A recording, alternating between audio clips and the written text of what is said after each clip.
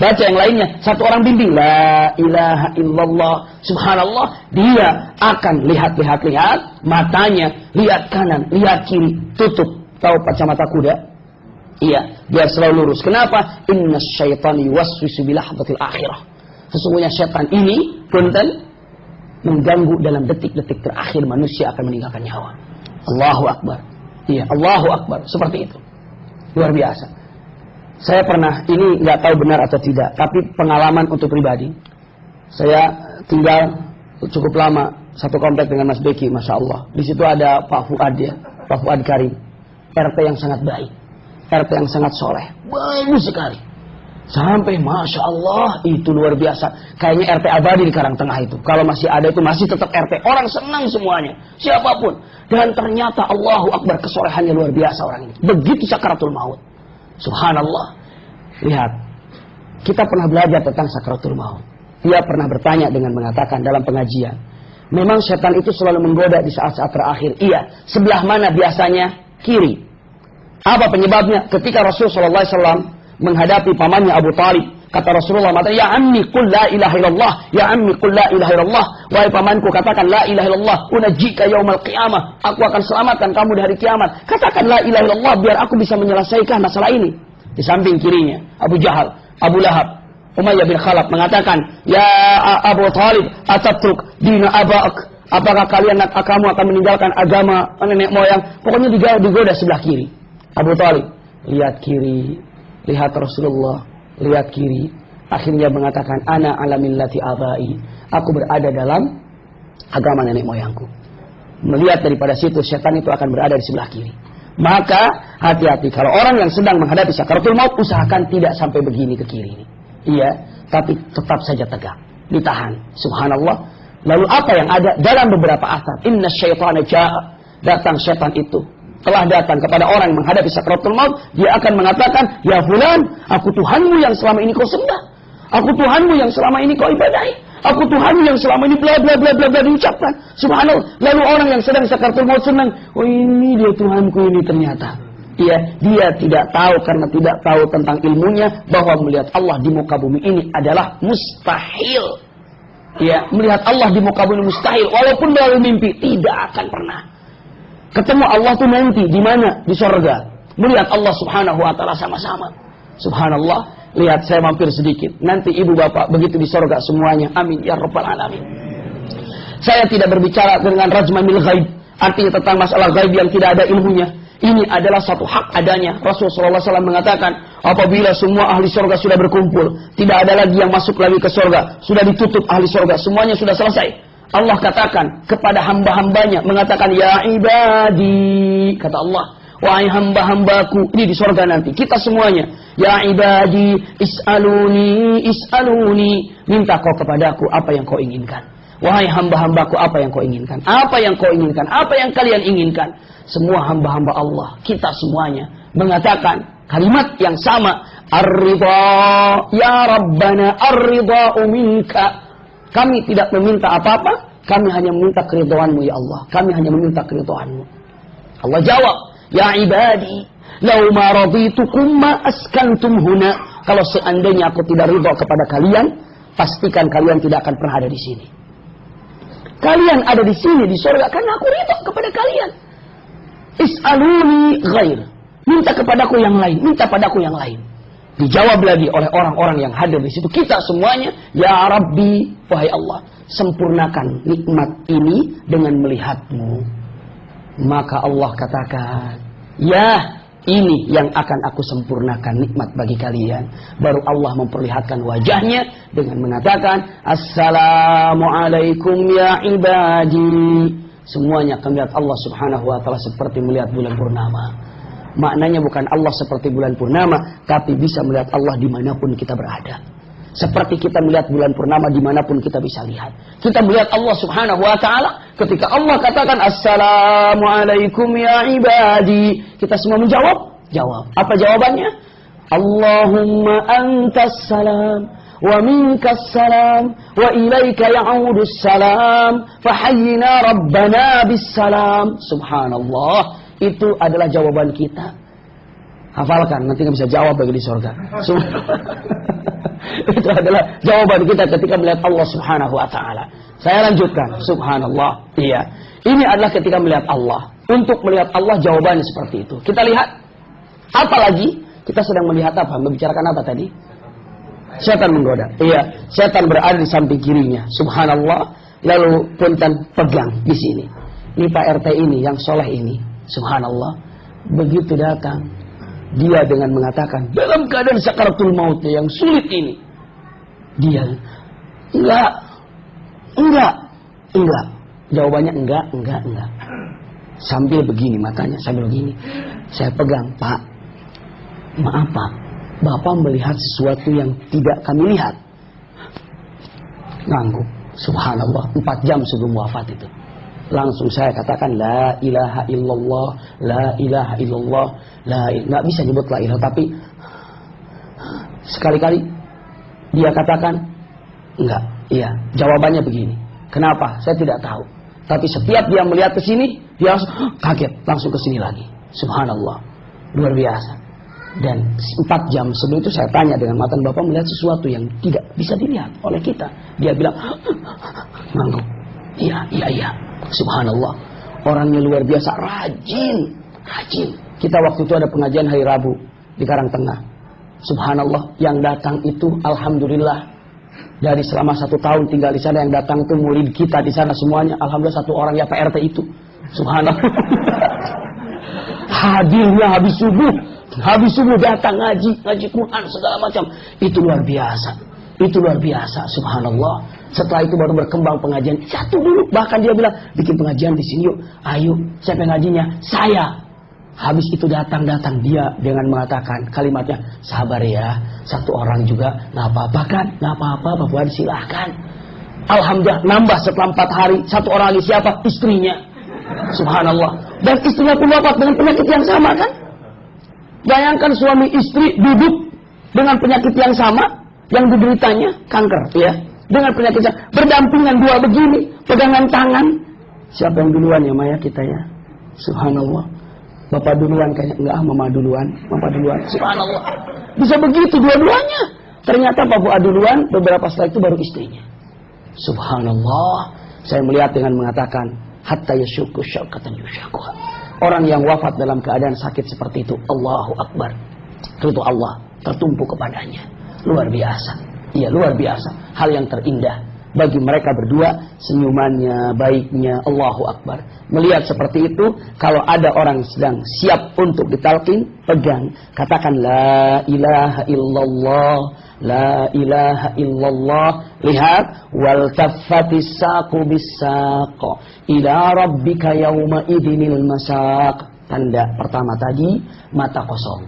Yang kedua, untuk menolong dia akan kehausan. Haus, kering. Jangan dikasih minum. Tapi apa? Cukup dibasahkan ininya saja. Bibirnya. Itu sudah cukup menolong dia. Tanda selanjutnya. Wal taffati saqu bis-saq. Apabila kakinya sudah mulai naik ke atas. Yang kanan ini naik ke atas. Misalnya kaki begini. Dia sudah ke atas begini. Itu sudah proses sakaratul maut. Saking sakitnya. Ataupun kakinya sudah mulai gerak-gerak begini. Kakinya sudah mulai gerak-gerak begini. Itu sedang proses sakaratul maut. Iya, ataupun kakinya merapat, ketika ditarik jadi agak susah, nggak usah dipisahkan, biarkan, itu sudah mulai sakaratul maut. Dan terus kemari, naik ke atas, terus, subhanallah. Begitu sampai di sini, sampai ke atas, tetap. Kenapa? Karena yang namanya telinga ini adalah anggota badan panca indera yang pertama kali aktif dan terakhir kali aktif. Maksudnya pertama kali aktif ketika kita sadar, telinga dulu. Ketika kita mau wafat, yang terakhir adalah telinga dulu. Jadi walaupun ruh baru di ujung sini, telinga masih aktif, masih bisa mendengar kalimat la ilaha illallah. Iya, makanya dalam kalimat Al-Quran selalu dikatakan inna sam'a, ya kan? Wal basara. Inna sam'a wal basara. Sampai dalam kalimatnya orang-orang yang terjerumus ke dalam jurang kehancuran yang diawalkan mengatakan summun, bukmun, umyun. Summun itu apa? Telinga yang tidak bisa mendengar. Ya, bukmun yang apa? Yang bisu, umyun yang buta. Summun, bukmun, umyun. Inna sam'a wal basara. ketika mengatakan dalam Al-Quran, Allah akhrajakum min butuni ummahatikum, Allah yang telah mengeluarkan Anda dari perut ibumu, la ta'lamuna syai'a, Anda tidak tahu apa-apa. Lalu apa dikatakan? Wa ja'ala lakumus sam'a, itu alat pengetahuan yang paling indah. Sama wal basar, baru mata. Sama wal basar. Kenapa la ilaha illallah? Karena panca indera telinga ini tidak bisa ditahan. Panca indera ada berapa? Yang namanya juga panca 5, ya. Subhanallah. Salah pertanyaan saya. Indra ada berapa? 5. Nah itu benar pertanyaannya. Dibocorkan. Panca indra berapa? 5. Anak kecil juga tahu. Lihat. Mata bisa ditahan nggak? Bisa. Saya katakan mata, jangan dilihat. Nggak bisa dilihat itu. Jangan lihat. Nunduk. Iya. Jangan lihat. Kita gampang tinggal gini aja. Sekarang saya lihat. Jangan dicium. Lagi bau. Tahan. Bisa ditahan nggak? Bisa. Iya kan? Lagi lewat ada yang bau. Tahan aja. Senyum-senyum. Tapi ini nggak ngisep. Subhanallah. Begitu kan? Subhanallah. Selanjutnya apa lagi? Dengan mengatakan jangan diraba. Itu adalah kasar banget. Ya nggak usah diraba. Bisa ditahan. Jangan dirasakan. Asin dan pahitnya. Bisa ditahan nggak lidah? Bisa. Coba saya katakan sama ibu bapak. Jangan dengar apa yang saya ucapkan. Qul huwallahu ahad. Dengar nggak? Kan saya bilang jangan dengar. Bisa ditahan nggak telinga? Hebat. Ini paling unik telinga ini. Pakai bantuan sekalipun mata ditutup. Oh tambah kuat. Iya nggak bisa lihat. Hidup di kiri pengek ini masih tambah kuat. Bibir tidak makan tambah kuat. Untuk tidak memegang tahan tangan kuat. Tapi begitu telinga tahan dengan tutup seperti masih aja ada kedengaran. Inna sam'a. Maka katakan qul la ilaha illallah, la ilaha illallah, Allahu akbar. Lihat ikhtitamnya, subhanallah. Di bagian pertama ini. Insyaallah kalau lengkap ini 7 perputaran ini. Ya. Sampai mandikan jenazah nanti. Insyaallah sampai bagaimana cara memasukkan jenazah ke liang lahat yang benar. Jangan sampai ada persengketaan ini salah, itu benar. Kita lihat secara ini Rasulullah, ini boleh, ini jaiz, juga ini mubah, ini sunnah, silakan. Syar'inya bagaimana? Biar kita bisa tahu semuanya. Kadang-kadang di kuburan ada yang berantem. Nggak boleh itu, haram begitu. Subhanallah, ini jenazah mau dikuburin masih berantem dulu. Subhanallah, beberapa hal terjadi. Nanti kita akan bahas. Namun yang jelas, lihat, begitu mata ini tarik keluar, ya, sampai di sini, teluk. Saudaul ain tabi'ur ruh. Mata hitam ini ikut ruh. Jadi begitu dia ini ruh terangkat, kekunci mata ini. Jadi kalau ada orang yang wafat mata hitamnya nggak ketemu, jangan dicari-cari, sudah selesai. Di atas sudah selesai. Kenapa? Ikut daripada ruh. Iya, kekunci gitu ya. Subhanallah. Maka disitulah malaikat ketika mencabutnya, ya ayyatuhan nafsul mutmainnah, irji'i ila rabbiki radiyatan mardiyah, fadkhuli fi ibadi wadkhuli jannati. Subhanallah. Lepas. Begitu keluar ruh kita orang-orang soleha dan soleh, langsung kain kafan membungkusnya. Subhanallah. Dibungkus dengan kain kafan. Allahu Akbar. Dan kita melihat apa yang terjadi di bawah. Dan kita melihat jasad kita sedang ditangisi. Kita tahu jasad, iya, lihat dalam perkataan Ibnu Taimiyah, dalam perkataan Ibnu Qayyim Balaqan, lihat dalam kitab Ar-Ruh, iya. Diangkat ke atas kita. Naik ke atas. Subhanallah. Begitu tiba ke atas sedang perjalanan ke Allah Subhanahu wa taala dihadapkan oleh malaikat. Semua malaikat yang ada di langit kepada orang-orang soleh seperti kita, ibu bapak, ikhwan akhwat yang berbahagia. Amin ya Rabbana. Semua malaikat mengatakan, ruh siapa ini wangi sekali, ruh siapa wangi sekali, ruh siapa wangi sekali. Subhanallah, ruh siapa wangi sekali, ruh siapa wangi sekali. Ini ada rohnya fulan, ibnu fulan, dia ini ahli tahajud, dia ahli sedekah, dia ahli infak, dia ahli duha, dia ahli saum, dia ahli apa dan apa. Subhanallah, semua malaikat, wanginya ruh ini, wanginya ruh ini. Lalu kata para malaikat, segerakan ke hadapan Allah dan segerakan istirahatkan di alam kubur. Itu malaikat seperti itu. Orang soleh, Masya Allah. Kita kembalikan di ujungnya orang yang tidak soleh. Sama malaikat datang, tapi tidak mengatakan Assalamualaikum. Dia datang dengan wajah yang mengerikan. Yang tadi membawa kain kafan dari surga, tapi ini bukan kain kafan. Nuhasun minan nar. Nuhas itu apa? Timah atau tembaga dari api neraka. La haula wala quwata illa billah. Dicabut nyawanya, ditarik. Begitu ditarik nyawanya, begitu keluar langsung dibungkus dengan nuhas. yang menyalanya dihadapkan kepada Allah, semua malaikat menutup hidungnya. Bau ini ruh siapa? Ruh siapa ini? Ruh siapa? Ini ruhnya fulan, itu fulan. Cepat setorkan pada Allah dan azab kubur sudah menunggunya. Astagfirullah. Lihat perkataan dalam kitab Ruh, perumpamaannya, ruh itu keluar dengan 3 cara. 1, lepas dari sini dengan perlahan dan baik. Itu seperti apa? Pisang. Kalmauz. Pisang kalau mau diambil, dibuka dulu kulitnya. Setelah dibuka kulitnya, kira-kira kalau dilepaskan enak nggak? Mulus nggak pisang itu? Mulus, karena dibuka kulitnya itu ruhnya orang soleh. Mulus, rapi. Ada orang yang setengah soleh, yang tadi wajahnya setengah-setengah itu, baik dan tidak. Itu bagaimana? Seperti pisang, ya, diambil lalu dipijit ujungnya. Kira-kira loncat pisangnya, ada yang rusaknya nggak? Ada. Bagian mana? Ujung. Pantas setengah-setengah dia. Loncat. Subhanallah, itu yang setengah soleh. Punten tadi ruh berada di tubuh ini. Setiap pori-pori yang merasakan sakit di situ ada ruh. Yang ketiga, Ibnu Qayyim mengatakan itu seperti pisang disimpan di atas batu, diinjak.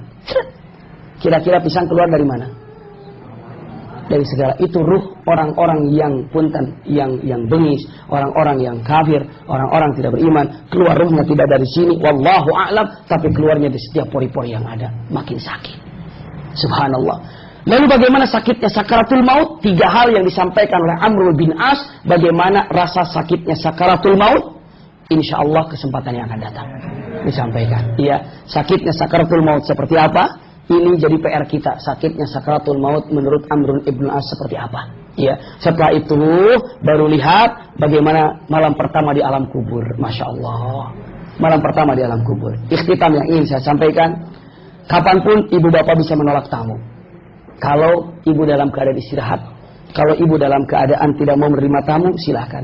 Tapi tolong tamu terakhir kita ini nanti akan datang, ibu bapak nggak bisa nolaknya. Siapa tamu terakhir kita? Malaikatul maut.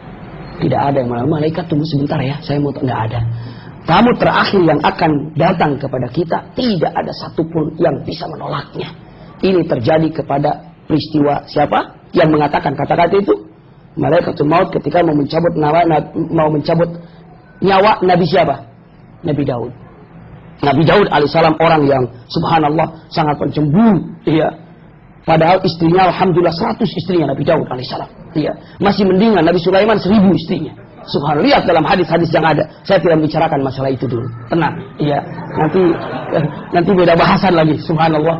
Namun yang jelas ini Nabi Daud alaihissalam harus ada tanpa mengurangi kemuliaan para nabi. Itu adalah satu hal yang sangat luar biasa. Saat Nabi Daud alaihissalam pergi menutup pintunya, saya tinggalkan ya, tutup pintunya, dia keluar, tiba-tiba istrinya di dalam berteriak dengan mengatakan, siapa kamu beraninya masuk ke tempat ini?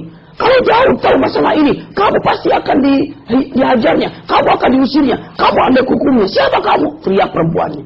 Nabi Daud sudah di luar, cepat masuk lagi ke dalam. Begitu masuk lagi ke dalam, Nabi Daud dengan mengatakan, siapa anda? Berani-beraninya masuk ke tempat ini tanpa izin. Ini ada ruangan saya dan ruangan istri saya. Subhanallah.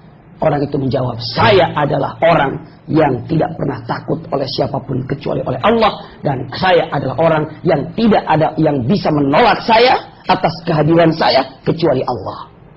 Nabi Daud senyum mengatakan, ahlan wa sahlan bimalakil maut. Selamat datang dengan malaikatul maut. Silahkan. Subhanallah. Senyum malaikatul maut ini. Ya, saya malaikatul maut. Saya diperintahkan oleh Allah untuk mencabut nyawamu. Apabila anda ingin masih hidup, aku akan balik lagi. Tapi jika anda ingin jumpa dengan Allah sekarang, aku akan cabut nyawamu. Apa kata Nabi Daud? Ar-Rafiqul A'la. Aku ingin jumpa dengan Allah. Subhanallah. Tidak ada seorang nabi pun kecuali setiap mau dicabut nyawanya, malaikat minta izin. Subhanallah, sama kita nanti malaikat minta izin nggak? Kalau minta izin, kamu kalau mau hidup aku kasih, kalau mau wafat ya saya cabut sekarang. Jawaban kita apa? Subhanallah, aku ingin hidup 1000 tahun lagi, karya Khairul Anwar. Begitu nanti jawabannya. Kenapa? Itu adalah angan-angan manusia. Nggak salah, silakan hidup segala macam. 1000 tahun, 2000 tahun, 3000 tahun, silakan. Itu angan-angan. Tapi hakikatnya kematian tetap akan datang. Itulah qada dan qadar Allah Subhanahu wa ta'ala. Jazakumullah khair ala husni istima'ikum. Mudah-mudahan apa yang disampaikan ada manfaatnya. Jika ada yang bertanya, kalau masih ada kesempatan, mungkin sekitar 10 atau 15 menit, silakan. Allah ibarik fiik. Jazakumullah khair. Silakan.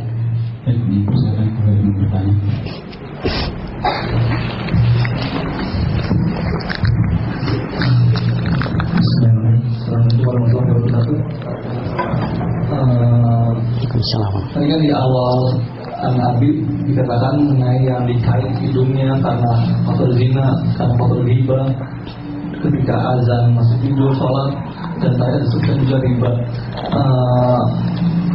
Kalau menurut Abi melihat sistem perekonomian kita yang kayak agak nggak mungkin masih ada untuk tidak hidup tanpa nikah, itu gimana gitu? Kalau kita lepas dari faktor riba tadi. Itu yang pertama nih. Yang kedua, mungkin masih terkait dengan kematian. Biasanya kalau ada kerabat kita ada yang meninggal, biasanya kita juga akan bilang kalau ada utang dari yang meninggal tersebut bisa menghubungi kita. Nanti jika misalnya pada akhir dunia kiamat gitu ya, utang-utang negara itu bagaimana dia? Apakah kita sebagai warga negara itu akan ganggu juga atau kita?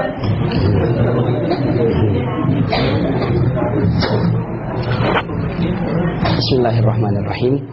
Jazakumullah khair. Masih utang tadi nomor 2 itu ya. Kalau langsung ke utang aja. Pertama tadi apa? Yang sistem riba yang ada di kita ini. Jawaban pertama adalah 2 hal tanda kiamat tentang masalah riba. Yang pertama, Rasulullah SAW hadis marfu disampaikan oleh Sayyidina Ali dengan mengatakan, wa fashar riba wa akalar riba. Apabila riba sudah bisa dilihat di mana-mana dan orang sudah susah membedakan atau orang sudah gampang memasukkan riba ke perutnya. Subhanallah, tanpa mengirim rasa hormat kepada siapapun dan dimanapun, di kota manapun, di negara manapun, kayaknya tidak ada yang bisa lepas daripada riba. Coba, terserah pendapatnya seperti apa dan bagaimana. Namun kalau kita lihat di Masjidil Haram, Hilton atau Hilton, di ujungnya itu pas yang paling dekat dengan Masjidil Haram, itu bank apa? Raci. Sudah tahu semuanya milik siapa, sudah tahu bagaimana ribanya di situ ada. Ya susah. Dengan mengatakan wa fashar riba wa akala riba. Iya, lalu dengan mengatakan minimal kita dengan segala-galanya, makanya ittaqullah. Bukan tidak boleh kita menyimpan uang di mana silahkan, tapi kita harus tahu berapa punya kita, lalu ribanya ada berapa pun itunya.